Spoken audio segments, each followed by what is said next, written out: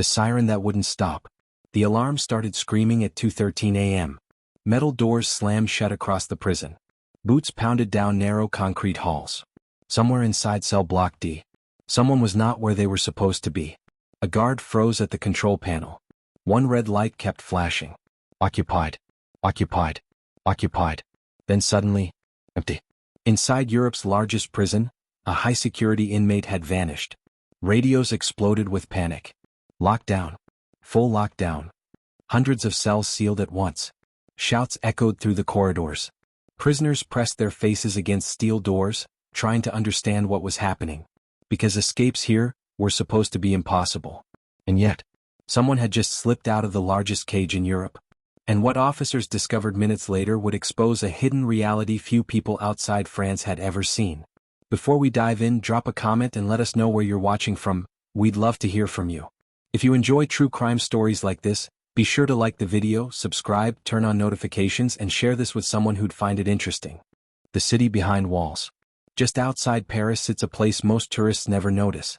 From above, it looks like a small gray city. Rows of buildings. Concrete towers. Endless fences wrapped in razor wire. This is Fleury Mérogis prison. The largest prison in Europe. Built in 1968, it was meant to bring order to France's growing prison system. Instead, it became something else. A world sealed away from society. More than 4,000 inmates live here at any given time. Petty thieves, gang members, organized crime figures, and men accused of terrorism. All locked inside one massive complex. Guards call it a pressure cooker. Former inmates call it a cage. Every morning begins the same way. Keys rattle. Doors slide open. Count checks begin before sunrise. Guards walk tier after tier, watching carefully. Because inside Fleury Mérogis, control is everything. Lose control, even for a moment, and chaos spreads fast. Life inside. Cells built for one person often hold two. Sometimes three. The air feels heavy. Noise never fully stops. Metal scraping. Distant shouting. Televisions playing through thin walls. Tension lives everywhere. Many inmates spend up to 22 hours a day inside their cells. Time moves slowly. Frustration builds quietly. And guards know something outsiders rarely understand. Most danger here doesn't start with violence. It starts with pressure. Too many people. Too little space. Too much waiting. The guards. For officers, every shift feels unpredictable. They memorize faces. Watch body language. Notice who stops talking. Who suddenly becomes calm. Because sudden calm can mean planning. And planning inside Fleury Mérogis is dangerous. The prison has seen riots. Smuggling networks. Hidden phones. Criminal operations run from behind bars. Despite cameras and checkpoints, information still moves. So do favors. So do secrets. The inmate nobody watched closely enough. Weeks before the alarm sounded, one inmate began changing his routine. He stopped arguing. Stopped drawing attention. Followed every rule. Guards described him as quiet. Cooperative. Almost invisible. Exactly the kind of prisoner that fades into the background of a massive facility. But invisibility inside a prison this large can be powerful. Because Fleury Mérogis is so big, officers rely on systems. Schedules. Electronic locks. Automated counts. And that night, one small detail slipped through those systems. The night everything broke. At 2:13 a.m., a routine electronic check began. Each occupied cell sent confirmation signals to central control. Green lights appeared one by one. Normal. Stable. Secure. Until cell D47. The signal blinked. Paused. Then disappeared. At first, officers assumed a technical fault. It happened sometimes. But when a guard reached the door, he noticed something strange. The observation window was covered from inside. Procedure required immediate verification. The door opened. The bed looked occupied. A human shape under blankets. Still. Silent. The guard stepped closer. Pulled the blanket back. And froze. Pillows. Carefully arranged. No inmate. No broken bars. No forced door. Just an empty cell, inside Europe's most secure prison. And at that exact moment, security cameras in the corridor suddenly went dark. The disappearance. The corridor stayed silent. Too silent. The guard's radio crackled in his hand. Confirm status. He swallowed. The cell is empty. For a moment, nobody answered. Because inside Fleury Mérogis, that sentence almost didn't make sense. Empty wasn't supposed to happen. Within seconds, the prison shifted into emergency mode. Heavy steel doors locked across every block. Movement stopped instantly. Thousands of inmates were ordered back into their cells. Some shouted questions. Others laughed, sensing trouble. Experienced prisoners knew what lockdown meant. Something serious had gone wrong. The search begins. Officers flooded cell block D. Flashlights scanned every corner. Under beds. Inside storage spaces. Behind utility panels. Nothing. No broken window. No damaged lock. No sign of force. It looked as if the inmate had simply walked out. And that terrified the staff more than violence ever could. Because Fleury Mérogis was built like layers of a fortress. To leave one cell required passing multiple controlled barriers. Electronic doors. Camera checkpoints. Guard stations. Each one recorded. Each one monitored. At least, that was the theory. The cameras. Security rushed to the surveillance room. Dozens of screens replayed footage from the past hour. Hallways. Stairwells. Exercise yards. Everything appeared normal. Until they reached Corridor D. The screen flickered. Static. Then black. Exactly 7 minutes of missing footage. 7 minutes inside the most watched prison in France. A technician leaned closer. "This isn't random," he said quietly. The system hadn't failed. It had been interrupted. A prison too big to control. Supervisors quickly realized the problem. Fleury Mérogis was enormous. So large that officers depended on automation more than eyesight. Electronic counts replaced physical checks. Cameras replaced patrols. Technology replaced instinct. And now, someone seemed to understand those systems perfectly. The missing inmate hadn't rushed. Hadn't panicked. Whoever planned this knew timing. Knew blind spots. Knew exactly how long officers would need to react. The man behind the cell. Investigators pulled the inmate's file. What they saw changed the tone of the entire operation. He wasn't a violent troublemaker. No recent fights. No disciplinary reports. Low-risk behavior classification. Awaiting trial. Quiet. Predictable. Almost forgettable. But buried deeper in the report were connections. Associates linked to organized crime. Outside contacts still active. And one note written weeks earlier by an officer. Subject observing staff routines closely. At the time it meant nothing. Now, it meant everything. Lockdown pressure. Hours passed. The prison remained sealed. Guards checked ventilation shafts. Maintenance tunnels. Delivery zones.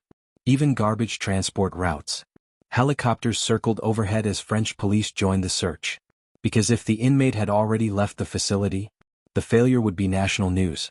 Inside the prison, tension spread fast. Rumors moved from cell to cell. Some inmates claimed they heard tools during the night. Others said lights briefly shut off earlier. No story matched. But all pointed to one truth. This wasn't luck. It was preparation. The discovery. Near dawn, a maintenance officer reported something unusual. A service corridor rarely used during night shifts. Hidden behind a secured utility door. When officers arrived, they noticed fresh marks along the floor. Dust disturbed. A panel slightly open. Behind it, a narrow technical passage running between buildings. Too small for normal movement. Too hidden for routine patrols. Flashlights pushed into the darkness. And there, they found it. A prison uniform. Folded carefully. Left behind on purpose. Meaning one thing. The missing inmate was no longer dressed as a prisoner. And could already be somewhere else inside Fleury Mérogis. Or worse, already outside. Then suddenly, a radio call shattered the silence. Possible sighting near outer perimeter Gate 3. Every officer turned at once. Because Gate 3 led to the final security boundary.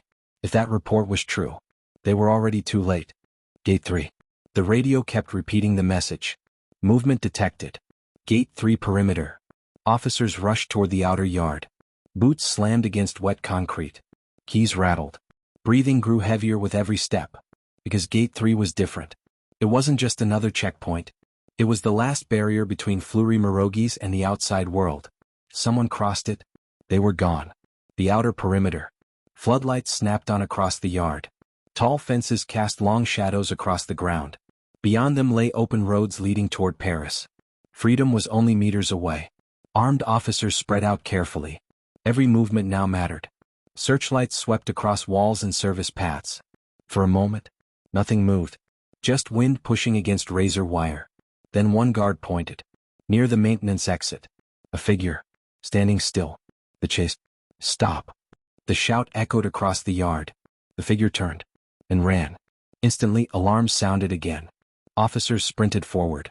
The person moved fast, cutting between service vehicles parked near the wall. Not wearing prison clothes. Dark civilian jacket. Head lowered. Blending perfectly into the shadows. That realization hit officers hard. Anyone seeing him from a distance would never think. Inmate. A dangerous truth.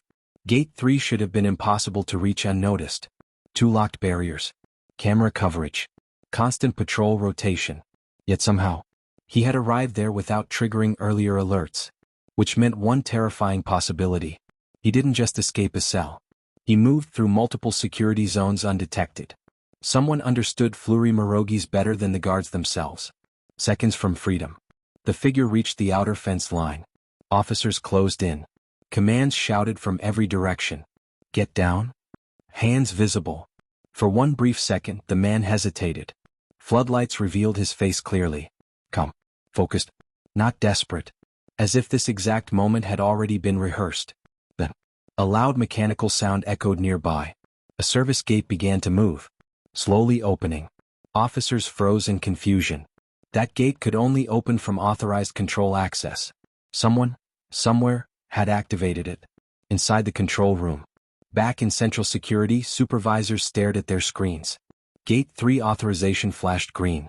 Approved access code accepted. But no officer had requested entry. No scheduled movement existed. The system logs showed a valid command. Entered using official credentials. Meaning the escape was no longer just about one inmate. Now investigators faced a darker question. Was this planned from outside? Or help from within? The moment everything changed. Outside, officers tackled the fleeing man just meters from the opening gate. He hit the ground hard. Hands restrained. Breathing steady. Almost relieved. One guard pulled him upright. You're finished? But the inmate smiled faintly. And said something that made the officer's grip tighten instantly. You're looking at the wrong person. Confused, officers checked his identity badge. Then checked again. Because the man they captured was not the inmate missing from cell D47. At that exact moment, another alarm erupted across the prison. Different sector. Different building. Another security breach. Meaning while everyone chased one escape, someone else had been moving freely the entire time. The second shadow. The new alarm echoed across Fleury Mérogis. Louder. Sharper. More urgent than before. Officers holding the captured man looked at each other in disbelief. If he wasn't the missing inmate, then who had they been chasing? And more importantly, where was the real one? A prison divided. Command ordered immediate redeployment. Half the officers stayed at Gate 3. The rest rushed toward the new alert location. Building F. A section housing inmates awaiting transfer and trial. Not maximum security, but heavily monitored. Or at least, it was supposed to be. As guards ran through connecting corridors, confusion spread fast. Doors that should have been locked were already open. Lights flickered overhead. Radio signals briefly cut in and out. It felt less like an escape, and more like the prison itself was losing control. The realization. Inside Central Command, supervisors replayed timelines. And suddenly the pattern became clear. The first disappearance. The camera blackout. The false sighting. The man captured near Gate 3. None of it was random. It was distraction. Every officer pulled toward one location. Every camera focused outward. While attention moved away from the interior. Someone had created chaos on purpose. And during that chaos, another path opened. Building F. When officers reached the corridor, they slowed. One cell door stood partially open. Swinging slightly. No damage. No forced entry. Inside, another empty space. Documents scattered across the floor. A uniform missing from storage. And a maintenance badge lying near the wall. Stolen access. Carefully timed movement. Step by step. The missing inmate from cell D47 had never gone toward Gate 3. He had gone deeper inside the prison first. Toward areas rarely checked during emergencies. The hidden route. A senior officer suddenly remembered something. Weeks earlier, construction crews had worked near internal service tunnels connecting older sections of Fleury Mérogis. Temporary access panels. Maintenance passages. Blind spots not yet fully integrated into surveillance systems. If someone knew about those routes, They could move between buildings unseen. Search teams entered the tunnel entrance carefully. Flashlights cut through thick dust. The air felt cold, silent. Footprints marked the ground. Fresh ones, leading forward. And then, they stopped. At a ladder. Climbing upward. Toward a restricted logistics zone near external deliveries. One level below civilian access. The outside connection. Above that ladder sat an area used daily by authorized vehicles. Food suppliers. Maintenance contractors. Transport staff. People who entered and exited Fleury Mérogis without suspicion. If the inmate reached that level wearing civilian clothing, he wouldn't need to break out. He could simply walk out. Blend in. Disappear before anyone realized. The final check. Security rushed to review exit logs. Delivery departures. Vehicle scans. Identity records. Everything appeared normal. Until one timestamp caught attention. A maintenance van had exited minutes earlier. Approved credentials. Valid clearance. No alarms triggered. Routine departure. But camera footage showed something strange. The driver's face remained hidden beneath a cap. Head turned away from cameras. And in the passenger seat, a second figure. Unidentified. The turning point. Orders were issued immediately. French police contacted. Highway alerts activated. Units dispatched toward surrounding roads. Inside Fleury Mérogis, silence slowly returned. But the damage was already done. Because investigators now understood the truth. This wasn't a spontaneous escape. It was layered. Patient. Planned long before that alarm ever sounded. And as officers zoomed in on the van's final camera image, they noticed one chilling detail. The passenger looked directly toward the prison walls. Not frightened. Not rushed. Just watching. As if he knew exactly how long it would take before anyone understood what had happened. The screen froze. Vehicle lost from surveillance minutes later. Location unknown. And for the first time that night, France's largest prison faced an unbearable reality. The real escape had already succeeded. The manhunt. By sunrise, the story had already left the prison walls. Police vehicles surrounded roads outside Paris. Helicopters moved slowly across highways. Checkpoints appeared within hours. Because now it wasn't just a prison problem. It was national. An inmate had escaped from Fleury Mérogis, the largest prison in Europe. Something officials once believed could never happen. The investigation expands. Inside the prison, investigators worked without rest. Every officer on duty that night was questioned. Access logs were frozen.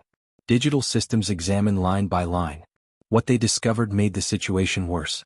The escape wasn't fast. It unfolded over weeks. Small actions that looked harmless on their own. Routine maintenance requests. Shift observations.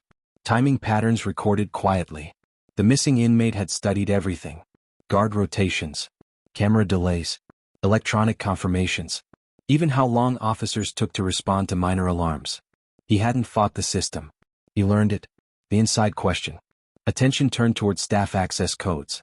Someone's credentials had opened Gate 3. Someone's authorization allowed movement between buildings. But no officer reported losing access. No forced login appeared. Which meant one possibility investigators feared most. The system hadn't been hacked. It had been used correctly. By someone trusted. Rumors spread quickly among staff. Was there help from inside? Or had the inmate manipulated someone without them realizing? Pressure inside Fleury Mérogis grew heavier than ever. Guards who once felt in control now questioned everything. Every routine. Every face. Every unlocked door. Outside the walls. Police tracked the maintenance van's last known route. Traffic cameras followed it leaving the prison district. Then entering morning traffic. Then, nothing. The vehicle disappeared between camera zones. Later that afternoon, officers found it abandoned in a parking area nearly 30 kilometers away. Empty. Clean. No fingerprints. No personal belongings. Just silence. The escapee had planned the final step carefully. Transportation was never meant to last. Only to create distance. The human cost. Back at Fleury Mérogis, lockdown remained in place. Thousands of inmates confined. Visits cancelled. Movement restricted. For guards, exhaustion replaced adrenaline. Many realized something unsettling. The prison wasn't defeated by force. It was defeated by patience. One man had exposed weaknesses hidden inside a system built for control. And now the entire country was watching. News broadcasts questioned overcrowding. Security dependence on automation. Staff shortages. For years, warnings existed. But it took one disappearance to force attention. A new lead. Late that evening, investigators received a call. A highway camera hours away captured a man matching the escapee's description, walking calmly into a crowded train station. No panic. No disguise beyond ordinary clothing. Just another traveler among hundreds. The timestamp showed he had arrived long before national alerts were issued, meaning while officers searched roads. He may have already crossed into another city. Or another country. The unanswered truth. Days passed.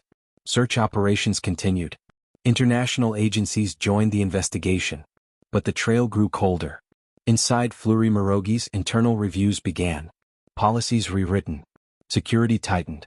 Yet one question refused to disappear. How did one inmate move through Europe's largest prison? Without violence, without breaking a single barrier, and vanish almost peacefully? Some officers believed help still existed inside. Others believed the prison's own complexity created the escape. But one thing became certain. The alarm that night didn't just signal a missing prisoner. It revealed the hidden reality behind Europe's largest cage. Even the strongest systems can fail. When someone learns how they truly work. And somewhere beyond those walls, the man from cell D47 remained free. The system responds. 2 weeks after the escape, Fleury Mérogis looked calm again. Doors opened on schedule. Meal carts moved through corridors. Count checks resumed like any normal day. But nothing felt the same. Because every officer now knew the truth. Someone had beaten the system without breaking it. The internal review. Government inspectors arrived quietly. Security experts walked through the prison with notebooks in hand. They studied control rooms, maintenance tunnels, electronic locking systems. Every detail was questioned. Why were camera blind spots still active? Why did emergency protocols pull officers away from internal zones? Why could authorized credentials move freely during lockdown? Each answer revealed something uncomfortable. The prison wasn't weak. It was overwhelmed. Too many inmates. Too many automated decisions. Too few human checks. Technology had created efficiency. But also dependency. And dependency created opportunity. The officers left behind. For many guards, the escape felt personal. Some replayed that night again and again. The blinking light. The empty bed. The chase toward Gate 3. They realized they had followed procedure perfectly. And still lost. Stress levels rose. Several officers requested transfers. Others refused night shifts entirely. Because the fear wasn't violence. It was uncertainty. If one inmate could disappear once, could it happen again? Public pressure. Outside the prison, debate spread across France. News programs questioned overcrowding. Former inmates described life inside packed cells. Experts warned that large prison complexes become harder to control over time. Fleury Mérogis had been designed for order. But decades later, it functioned more like a city. And cities have shadows. Places unseen. Movements unnoticed. People forgotten. The missing man. Investigators continued tracking leads across Europe. Border crossings reviewed. Train stations analyzed. Financial activity monitored. But the escapee remained invisible. No confirmed sightings. No arrests. No contact. It was as if he understood exactly how long authorities would search intensely, before attention slowly faded. One investigator later admitted, he didn't run. He disappeared. A quiet discovery. Months later, during system upgrades inside Fleury Mérogis, technicians uncovered something unexpected. Hidden deep within archived logs. A test authorization entry. Created weeks before the escape. A temporary access profile. Approved legitimately. Then deleted. Whoever created it had known administrative procedures. Known approval timing. Known exactly when audits occurred. The profile allowed movement across multiple internal zones. Just enough access. Just long enough. And then, erased. The discovery confirmed what many feared. The escape was never just physical. It was administrative. Planned inside paperwork. Before it ever happened in reality. The last image. Investigators returned once more to surveillance archives. Frame by frame. Searching for anything missed. And finally they found it. A short clip recorded hours before the alarm. The future escapee walking calmly down a corridor. Carrying cleaning supplies. Head lowered. Passing directly beside two officers. Neither looked twice. He blended perfectly into routine life. Just another worker. Just another movement inside a massive prison. Seconds later, he disappeared around a corner. The last confirmed image ever recorded inside Fleury Mérogis. The hidden reality. Today, the prison still stands outside Paris. Concrete walls unchanged. Floodlights still shining through the night. Thousands remain inside its gates. But the escape left behind something permanent. A reminder that control inside modern prisons is fragile. Not because of force, but because systems rely on trust. And trust can be studied, manipulated, used. Somewhere beyond those walls, the man from cell D47 remains one of the most unsettling reminders in French prison history. Because he didn't fight the cage. He learned how to open it. The silence after. Months passed. Then a year. The headlines slowly disappeared. News vans stopped waiting outside Fleury Mérogis. Public attention moved on. But inside the prison, the silence felt heavier than ever. Because the escape was never officially solved. Life returns, almost. New cameras were installed. Access systems upgraded. Patrol routines changed. Every movement now required double verification. On paper, Fleury Mérogis became safer. More controlled. More modern. Yet officers admitted something quietly among themselves. Security had improved. Confidence had not. Every unexpected noise during night shifts still caused tension. Every delayed signal raised suspicion. Because once a system fails publicly, its illusion of perfection never fully returns. The legend begins. Among inmates, the story spread quickly. Whispers moved through cell blocks. Some claimed the escapee had help from powerful criminal networks. Others believed corruption played a role. A few insisted he never truly left the prison that night. That he simply became invisible inside bureaucracy. Over time, facts mixed with rumor. And the man from cell D47 became something else. A legend. Not celebrated for crime, but remembered for doing what nobody thought possible. Leaving Europe's largest prison without violence. Without chaos. Without breaking a single wall. Investigators' final theory. Years later, retired investigators shared their belief. The escape worked because it attacked human behavior. Not security hardware. People trust routine. They stop noticing familiar movement. They assume systems are correct. The escapee used patience as his main tool. He created distractions. Moved slowly. Acted normal. And waited for the exact moment when attention shifted away. By the time alarms sounded, he was already gone. The unconfirmed sighting. One final report surfaced quietly. A border officer in another European country claimed to recognize a man during a routine document check. Calm posture. Careful eye contact. Similar facial structure. But nothing illegal appeared. Documents valid. Identity clean. The traveler continued on. By the time investigators reviewed the footage days later, the trail vanished again. No confirmation was ever made. Only possibility. The prison today. At night, Fleury Mérogis still glows under floodlights. From the sky, it still looks like a locked city. Thousands remain behind its walls. Guards continue their rounds. Doors still close with the same heavy sound. But somewhere in the back of every officer's mind lives one question. If it happened once, could it happen again? The final truth. The escape from Fleury Mérogis didn't rely on strength, or speed, or violence. It relied on understanding. Understanding systems. Understanding people. Understanding that even the strongest cage depends on attention to remain closed. And attention eventually fades. Somewhere beyond France's borders. Perhaps living an ordinary life. The man who vanished from Europe's largest prison may still walk freely. Unrecognized. Unnoticed. Just another face in the crowd. And maybe, that was always the plan. Fleury Mérogis still stands today.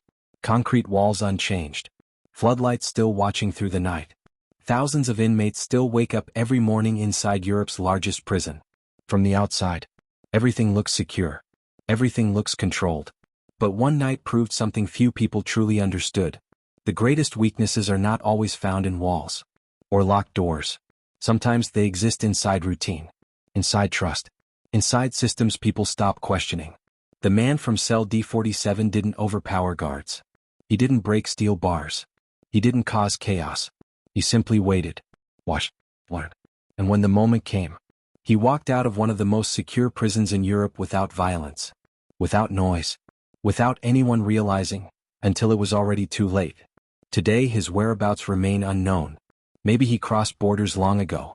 Maybe he lives quietly under a new identity. Or maybe he blends into crowds every day, unnoticed. A reminder that even the strongest cage depends on constant attention to remain closed. And attention can fail. If you found this documentary insightful, don't forget to like the video, subscribe to the channel, and turn on notifications so you never miss future true crime investigations. Also, drop a comment below and tell us where you're watching from. We read every one.